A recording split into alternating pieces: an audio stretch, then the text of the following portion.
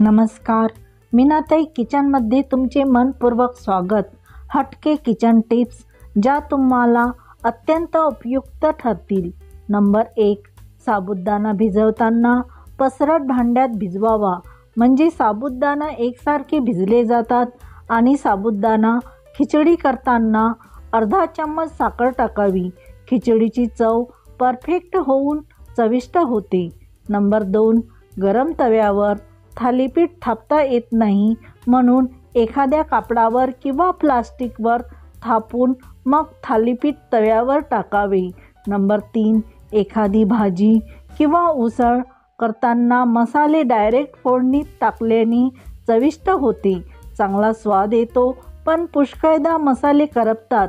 म्हणून 1 चमचाभर तेलात मसाला मिक्स करून मग ते फोडणीत टाकावे. अजिबात मसाले करपत नाही. नंबर 4. मेंदू वडे करताना वड्याची पीठ पातळ झाल्यास त्यात रवा मिक्स करावा, वडे कुरकुरीत होतात. नंबर 5. किचनमध्ये कोणत्याही भाज्या कट करण्यासाठी प्लेन धार असलेली सुरी वापरण्यापेक्षा झिगझॅग धार असलेली सुरी किंवा चाकू वापरावा. नंबर 6. या हंगामी दिवसात खूप सारा भाजीपाला मिळतो, त्यामुळे शक्य असेल तर ताजा भाजीपाला, ताजी फळे खाण्याचा प्रयत्न करावा. जास्त दिवस फ्रीजमध्ये ठेवून असलेल्या भाज्यातील न्यूट्रिशियन शरीराला मिळत नाही. नंबर 7. थंडीच्या दिवसामध्ये मेथीची भाजी खूप प्रमाणात बाजारात येते, त्यामुळे मेथीची भाजी वाळवून साठवून ठेवावी. नंतर भाज्यामध्ये कसुरी मेथी म्हणून वापरता येतात. नंबर 8. छोले बनवण्यासाठी रात्री भिजत घालण्यापूर्वी पाण्यात सोडा घालण्याऐवजी 4-5 वेळा तुरटी फिरवावी आणि सकाळी चणे उपसून नेहमीप्रमाणे कुकरमध्ये शिजवायला ठेवावे. यांनी चणे चांगले मऊ शिजतात. नंबर 9. जर तुम्हाला दही आंबट असेल तर स्टीलच्या भांड्यात मोहरी आणि मीठ घालून विरजण लावावे. नंबर 10. थंडीच्या दिवसात आपण घरामध्ये चप्पल वापरतो आणि स्वयंपाकसुद्धा बनवतो. पायामध्ये चप्पलऐवजी सॉक्स वापरावेत. नंबर 11. ताकाची कढी करताना फाटल्यासारखी वाटते, तेव्हा 10-15 शेंगदाण्याची मिक्सरमध्ये पेस्ट करून ताकात मिक्स करावी. नंबर 12. घरच्या घरी नान बनवताना मैद्यामध्ये दही, साखर नीट मळून घ्यावे आणि नंतर तव्यावर नान तयार करावेत. नंबर 13. या थंडीच्या दिवसात पचनक्रिया सुरळीतपणे राहण्यासाठी जेवणासोबत थोडे गोड आणि आंबट लोणचे, लिंबाचे खावे. पचनक्रिया व्यवस्थित राहते. नंबर 14.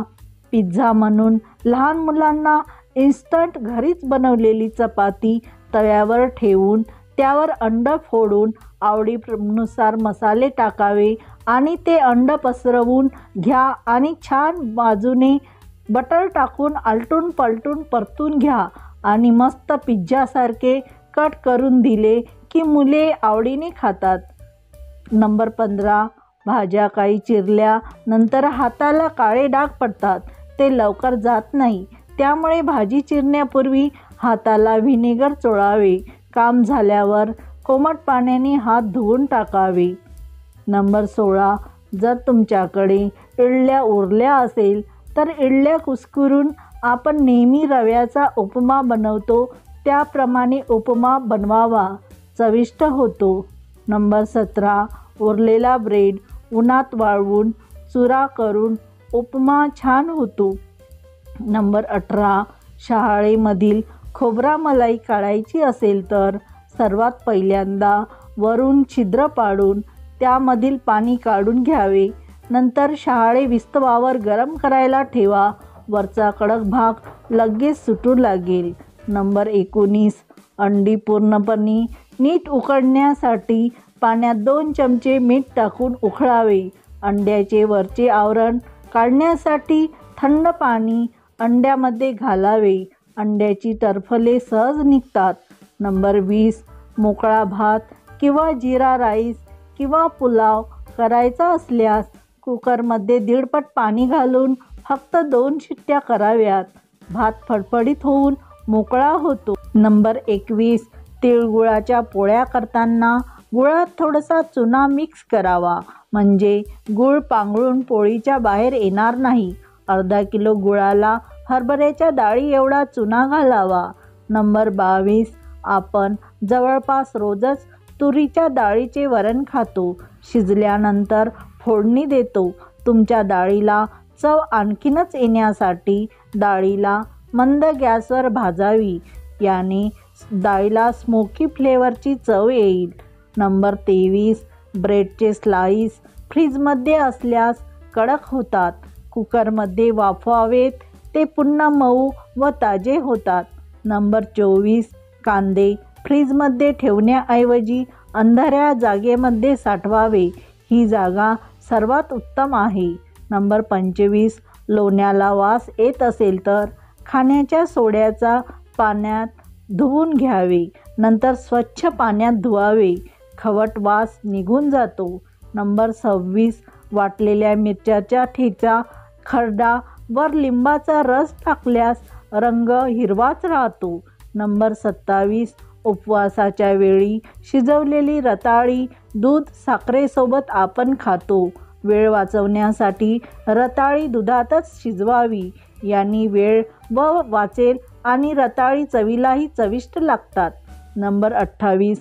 केक करताना मिश्रणामध्ये 1 चमचा ग्लिसरीन घातल्यास केक मऊ होतो. नंबर 29. जास्त पिकलेली केळी सहसा कोणालाही आवडत नाही. त्यावेळेस रवा भाजून त्यात अशी केळी साखर घालून मळून घ्यावे व पुऱ्या कराव्यात. नंबर 30. जर कोणतेही कडधान्य शिजत नसेल तर त्यात चिमूटभर सोडा टाकावा. कडधान्य लवकर शिजेल. नंबर 31.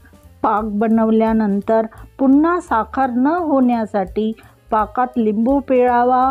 साखर होत नाही. नंबर 32. हंगामात भाज्या खूप निघतात, त्यामध्ये गाजरसुद्धा भरपूर प्रमाणात निघतात. तर किसून उन्हात चांगले वाळवून घट्ट झाकणीच्या भरणीत भरून ठेवावे. या किसाची चटणी फारच चांगली होते. हृदय व डोळ्यासाठी खूप फायदेशीर आहे. नंबर 33. हिंगाच्या खड्याचा वास टिकवण्यासाठी तुरीच्या डाळीत हिंगखडे ठेवावे. नंबर 34. तुम्हाला जर भाजीचा रस्सा दाट बनवायचा असेल तर दाण्याचा कूट व नारळाचा चव रस्स्यात घालावे. नंबर 35. भांडी करपली असेल तर साबणाने घासून सुद्धा निघत नाही, तर त्यात 1 चमचा रांगोळी टाकून साबण लावून घासून टाकावीत. भांडी स्वच्छ निघेल. तर तुम्हाला हा 4-5 दिवसांनी व्हिडिओ येत आहे, तर मला क्षमा कराल. मी यूट्यूबमुळे डिमोटिवेट झाले आहे. किचन टिप्स व्हिडिओ तसेच हेल्थ टिप्स व्हिडिओमधून माझा हाच उद्देश आहे की आयुर्वेदिक घरगुती उपायांनी तुमचा वेळ आणि पैसा नष्ट होणार नाही, तसेच केमिकल औषधापासून तुमच्या व तुमच्या परिवारापासून दूर राहावेत. त्यासाठी नेहमी दवाखान्यात जाण्याची गरज नसते. अशावेळी आपण आयुर्वेदिक माहितीनुसार काही घरगुती औषधे घेतली तर आजार दूर होतो. अशावेळी न घाबरता घरगुती औषधोपचार घ्यावा. लवकर फरक न पडल्यास मात्र डॉक्टरांचा सल्ला घ्यावा. तर तुम्हाला माझा व्हिडिओ आवडतात त्याबद्दल खूप खूप मनापासून धन्यवाद. चॅनलवरती नवीन असल्यास आपल्या मीनाताई किचनला सबस्क्राईब करा.